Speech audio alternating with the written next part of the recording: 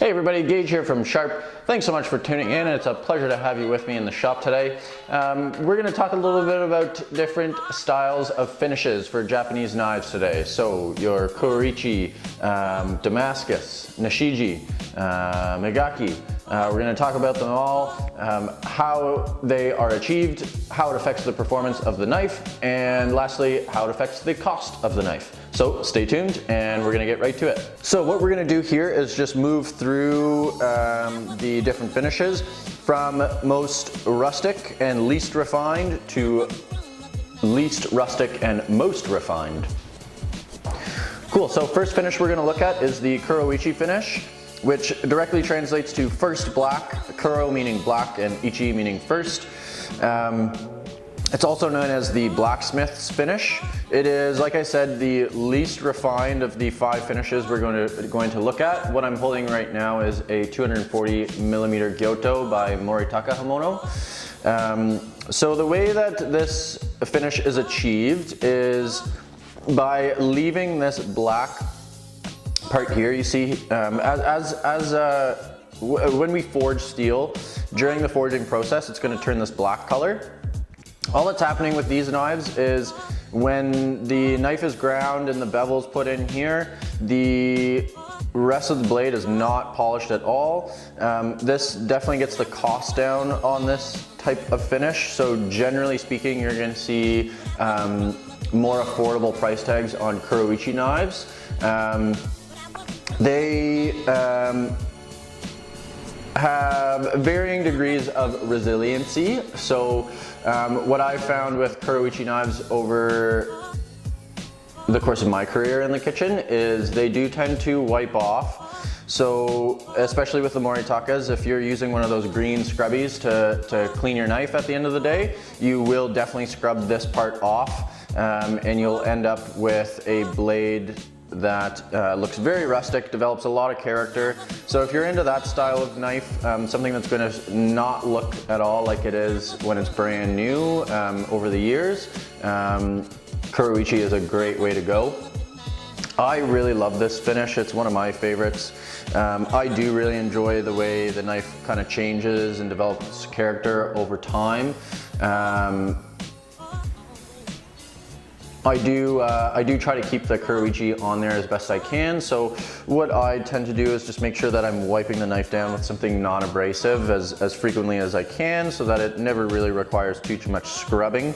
The other 2 knives I've got here are the Yoshimitsu 180mm Gyoto, and this guy here is by Toseichi 210mm Gyoto. So Kurouchi finish, the most rustic, generally speaking, the most affordable.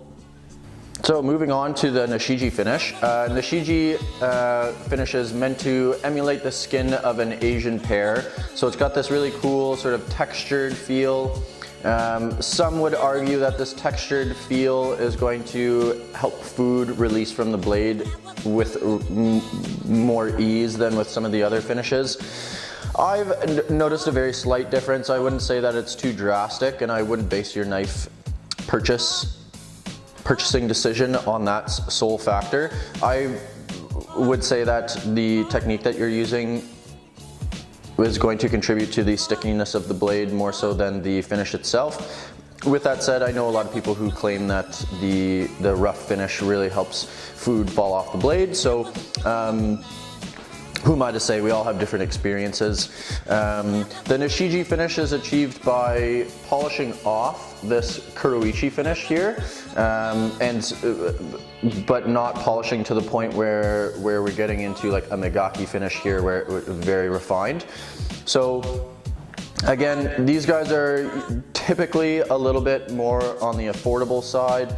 I again really love this Nashiji finish. I think it looks super cool. Again, every maker is going to have their own sort of interpretation of the finish. So this is why you see 3 of each of the 5 finishes here, because I just wanted to give you a sense of the variance from maker to maker for each of these styles. Here we have a Goko Hamono Nashiji finish Bunka. Here we have a Mikihamono Santoku, and finally we have a Fujimoto Santoku, all again with that Nashiji finish. Really beautiful finish again.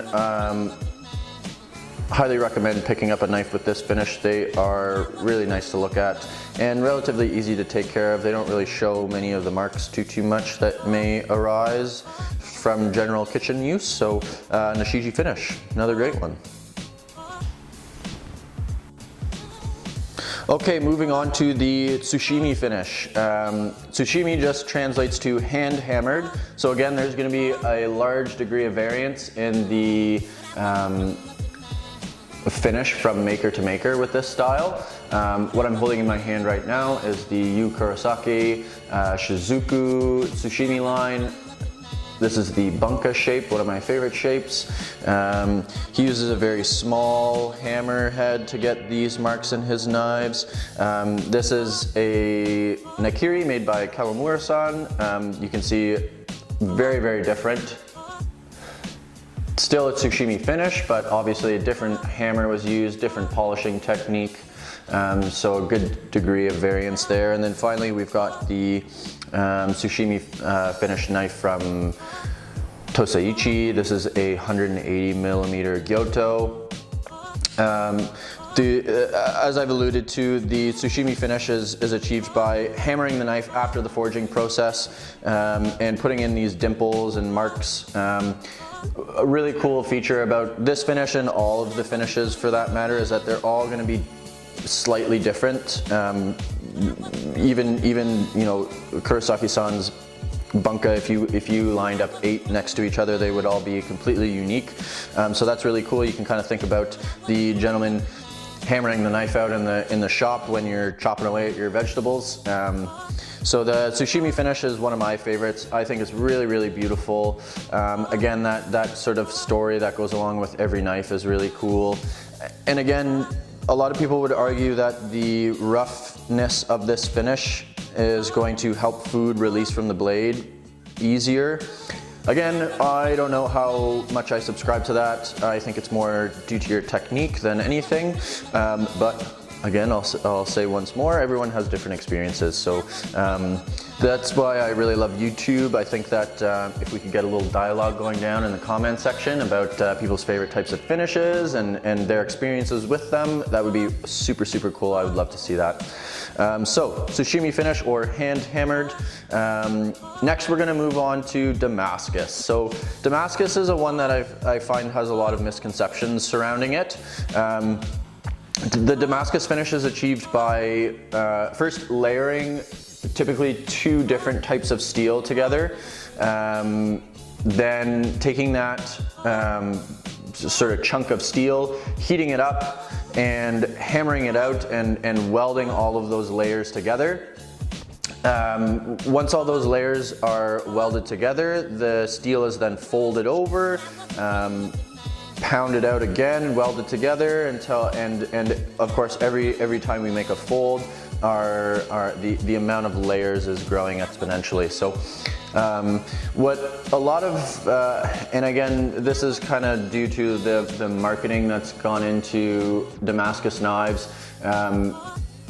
People are led to believe that the Damascus finish is going to contribute to better performance with the knife, and that is simply not true. Damascus finishes do not contribute anything in terms of performance. It is simply an aesthetic thing, as are most of the finishes, I would argue. Like we said, some people would argue that these rougher finishes help food release from the blade.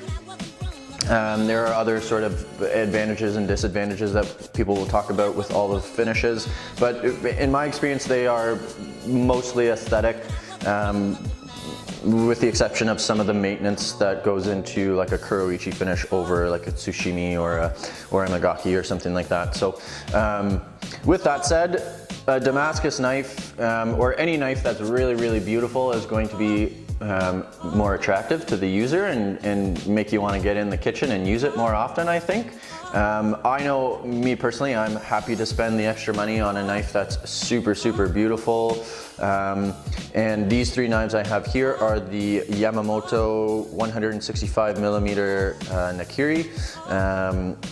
In the middle here we have the 180 millimeter Gyoto from Shigeki Tanaka, and then finally we've got a 170 millimeter Nakiri from Kato-san. These two on the right here, you'll notice are quite dark.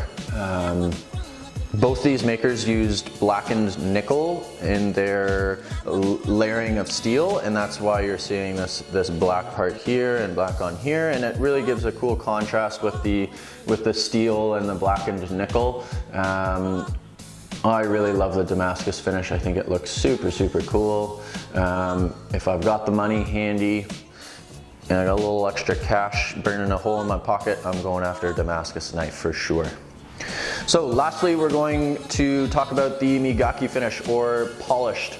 So this again is one that has a lot of variance in it from maker to maker.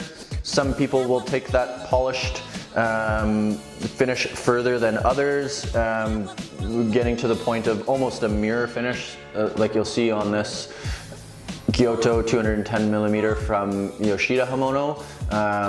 You can see the camera there and the reflection. Like I said, they're all going to be a little bit different. I have these arranged in their reflectiveness. So most reflective to least reflective. This guy here is a Tsukanari 210 millimeter Gyoto, and then finally a Takamura Gyoto here as well. The Takamura has a bit more of like a sort of like a cloudy polished finish to it. Still very beautiful finish, but definitely not as reflective as this finish here from Yoshida Hamono.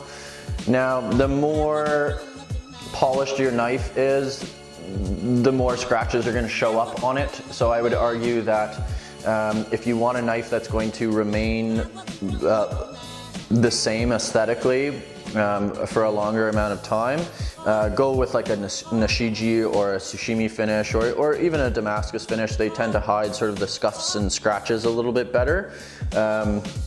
Kurouchi finish, like we talked about, can wear off and show marks a little bit easier if it's not maintained properly. And again, with the Migaki, if you get any like little scratches on these knives, they tend to show a lot more than on some of the more textured finishes.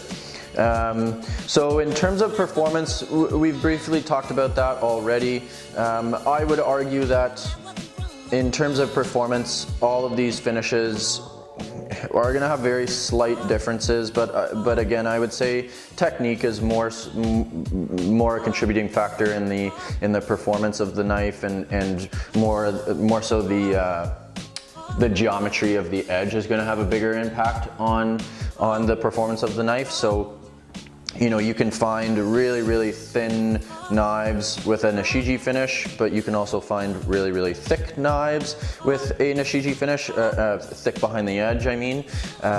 So the thicker the knife is behind the edge, generally speaking, the less desirable cutting feel it's going to have. So again, I would say the geometry of the knife plays a bigger role in the performance than the finish. Typically speaking, the finishes are aesthetic, so pick something that looks cool to you. If I had to rank these finishes, I would say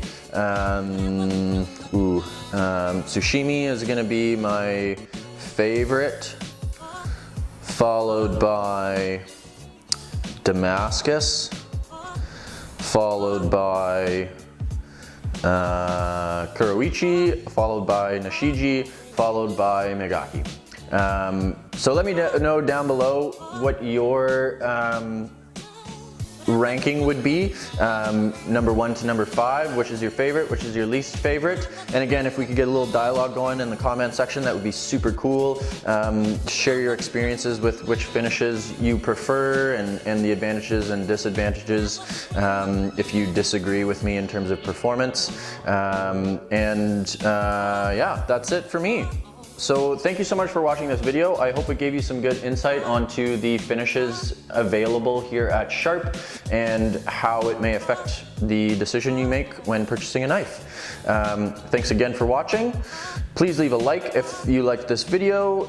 As I said, leave a comment down below and subscribe to my channel for more knife related content. Till the next video, have a good one.